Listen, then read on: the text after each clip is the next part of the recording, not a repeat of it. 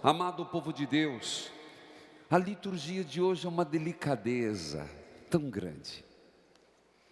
As leituras de hoje nos favorecem muito a oração,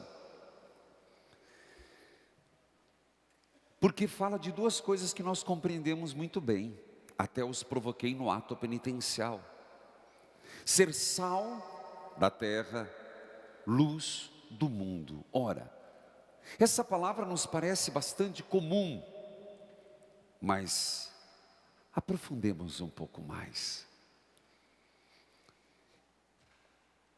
Ser luz do mundo.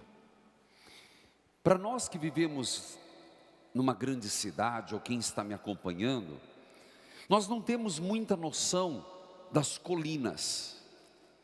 Mas quem vive no campo, ou quem vive em outros até países, é muito comum que quando tem uma grande subida, as cidades eram feitas no cume da montanha. Por quê? Por uma simples razão: defesa. Então Jesus deve ter visto muito Jerusalém lá em cima, depois viu Caná. Mesmo quando a gente vai em Roma, tem 7 colinas, mas a gente não vê mais, porque está tudo pavimentado, igual os rios nas grandes cidades. Cadê? A grande maioria ficou embaixo do asfalto. Mas Jesus diz: é impossível você esconder uma cidade que foi construída no alto. Da mesma forma, é impossível você pensar em acender uma vela, um candeeiro e colocar embaixo da mesa. Você acende uma vela, naturalmente se vê. Você constrói uma cidade, naturalmente se enxerga. Pois é, assim são nossas boas obras. Então hoje a palavra são as boas obras do mundo: pregar, evangelizar, levar as pessoas a Jesus pelas nossas boas obras, pelas nossas boas obras.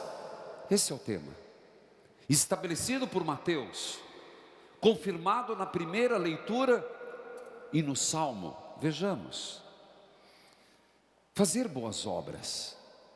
E aqui nenhuma vez apareceu a palavra discurso, muito pelo contrário.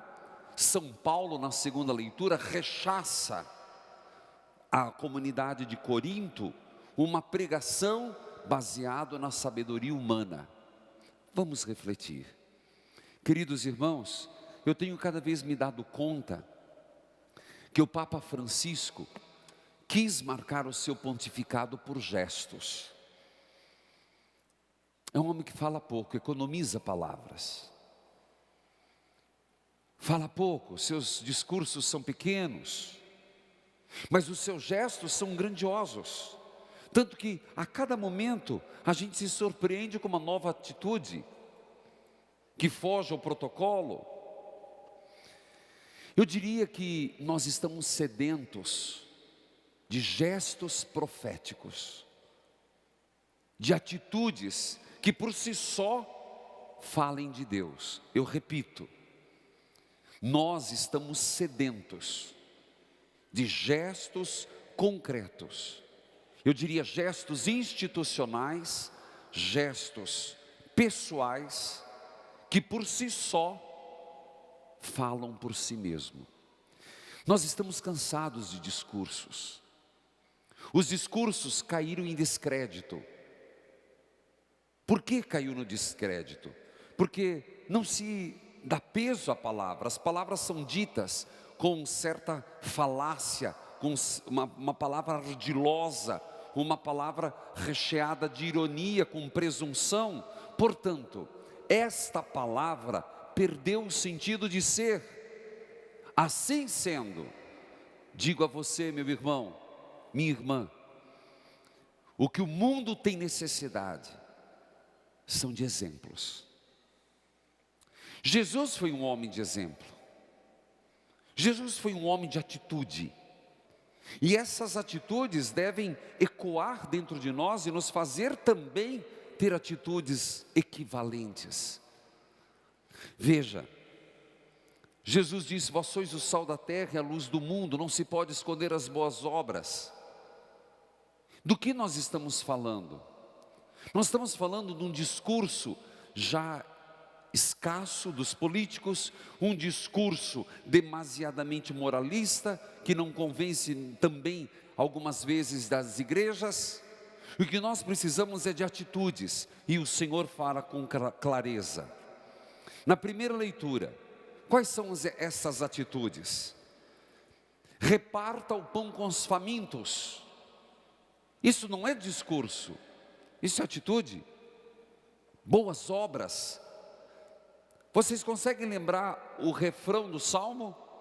Uma luz brilha nas trevas para o justo, permanece para sempre o bem que fez. Vamos repetir? Uma luz brilha nas trevas para o justo, permanece para sempre o bem que fez. O bem que fazemos permanece para sempre. O bem que fazemos é luz, é a cidade edificada, é o sal da terra, é a luz que o mundo precisa. Coisas simples: compartilhar o pão com os pobres. Quando encontrares um nu, simplesmente cobre-o. Não sei se você compreende. Obras, atitudes audaciosas e necessárias. Então tua luz brilhará. Um discurso pode agradar o ouvido, pode de certa forma enfeitiçar. Ora, a serpente encantou Adão e Eva, num discurso, numa promessa. É interessante você perceber, pela palavra os nossos pais caíram. Por isso João vai dizer, o verbo não é mais palavra, ele se fez carne. Atitude, a baixada do verbo, a encarnação, a morte e ressurreição, gestos. Então brilhará como luz, como aurora. Se você tomar atitudes assim, diz o texto, e não sou eu que estou dizendo, agindo assim, tua saúde se recuperará depressa, à frente caminhará a tua justiça, invocarás e o Senhor te atenderá, pedirás socorro e Deus dirá, eis-me aqui. Aí você vai dizer, mas espera aí, sim, porque Deus é amigo dos justos. No Antigo Testamento, na salmodia, é muito forte, Deus abençoa os que são retos no caminhar. Deus está junto daqueles que o obedecem, daqueles que escutam os mandamentos, que guardam os mandamentos, que vivem os mandamentos. Porém, deixe os hábitos autoritários. Hábitos autoritários depõem com tudo que a gente acredita. Por que está se falando tanto de uma igreja em missão, uma igreja a serviço e não com poder? Porque atos autoritários depõem contra o Cristo servidor. Linguagem maldosa, isso não é luz. Ao contrário, nós criamos um mundo de trevas. Acredite, quando usamos palavras maldosas, nós atraímos as trevas, nós atraímos o maligno. Mantenha seu coração aberto. Por que manter o coração aberto? Porque nós devemos transparecer Deus. Se nós nos fechamos no nosso egoísmo. Claro, todo mundo tem seus problemas, mas o mundo não gira em torno do meu umbigo e do seu umbigo. Do outro lado da rua também tem pedestre. O grande problema de quem dirige é que acha eu sou dono da rua. O grande problema de quem anda atravessa a rua, eu sou dono da estrada. Nós não aprendemos a entender os limites e os deveres de um e do outro. Queridos filhos, Uma luz brilha pelo bem que se faz. Por isso Paulo vai dizer à comunidade de Corinto. Eu estive aí em Corinto. Gente, Corinto não era uma comunidade fácil. Se nós achamos que é difícil hoje, também antes era difícil. Paulo disse: eu estive no meio de vocês. E ele tem coragem de dizer: eu tive minhas fraquezas, receio e muito tremor. Tremor, não é temor, tremor.